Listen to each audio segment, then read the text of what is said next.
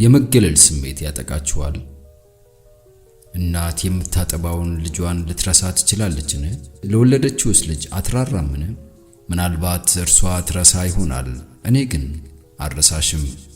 እነሆ በእጄ መዳፍ ቀርጬሻለሁ፣ ቅጥሮችሽ ምን ጊዜም በፊቴ ናቸው። ኢሳይያስ 49:15 ወደ እኔ የሚመጣውን ከቶ ወደ ውጭ አላወጣውም። ዮሐንስ ወንጌል 6:37 የክርስቶስ ብርታት ሊያወጣት ከማትችልባት አዘቅት ውስጥ የገባች ነፍስ የለችም።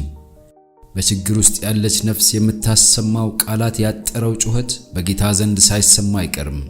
ከሰማይ አምላክ ጋር የኪዳን ግንኙነት ለማድረግ የተስማሙ ሁሉ ለሰይጣን ኃይል ወይም ለራሳቸው የተፈጥሮ ድካም አይተውም። ራሳችሁን እስክታሻሽሉ እንዲሁም በእግዚአብሔር ፊት ለመቅረብ ወደሚችል መልካምነት እስክትደርሱ ድረስ ከክርስቶስ እንድትርቁ ጠላት የሚያቀርብላችሁን ሐሳብ አትቀበሉ።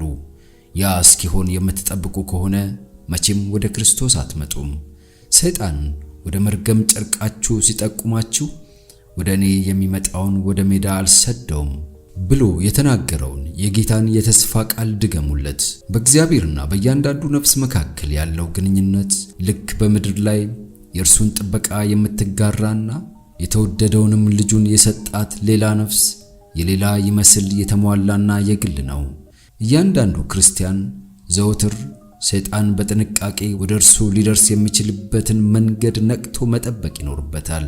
ለመለኮታዊ ኃይል ሊጸለይ እንዲሁም ወደ ኃጢአት የሚጎትተውን ዝንባሌ ሁሉ በጽናት ሊቋቋም ይገባል።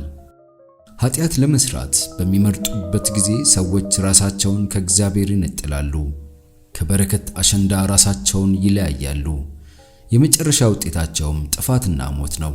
የአዳኙ በመለኮታዊ ፍቅር የተሞላ ልብ ከሌሎች ሁሉ በጠላት ወጥመድ ውስጥ ተስፋ አስቆራጭ በሆነ ሁኔታ ተቆላልፎ ወደሚገኘው ነፍስ በበለጠ በርህራሄ ይሳባል። እግዚአብሔር ከኃጢአታችን የተነሳ አሳልፎ አይሰጠንም። ስህተት ልንሰራ እንችላለን፣ መንፈሱንም እናሳዝን ይሆናል። ነገር ግን ንስሐ ስንገባ በተሰበረ ልብ ወደ እርሱ ስንቀርብ ፈጽሞ ፊቱን አያዞርብንም። እረኛ በጎቹን እንደሚወድ አንድ በግ እንኳን ቢጎድልበት አርፎ እንደማይቀመጥ ሁሉ እግዚአብሔርም ወሰን በሌለው ፍቅሩ እያንዳንዷን የተገለለች ነፍስ እንደዚያው ይወዳል። የእርሱ ፍቅር የኔ ናችሁ ሲላቸው ሰዎች ላይቀበሉ ይችላሉ። ከእርሱ በመሸሽ ሌላ ጌታ ሊመርጡ ይችሉ ይሆናል። ያም ሆኖ ግን እነርሱ የእግዚአብሔር ናቸው። ጌታም እንደገና የራሱ ሊያደርጋቸው ይመኛል። ያለፈ ታሪካችሁ ምንም ቢሆን ምን፣ ወቅታዊ ሁኔታችሁ ምንም ያክል ተስፋ አስቆራጭ ቢሆን እንኳን ልክ እንዳላችሁ ሆናችሁ ከነድካማችሁ ረዳተ ቢስነታችሁና ሐዘናችሁ ወደ ኢየሱስ ብትመጡ ሩህሩህ አዳኛችን ገና ከሩቅ ሳላችሁ ይቀበላችኋል።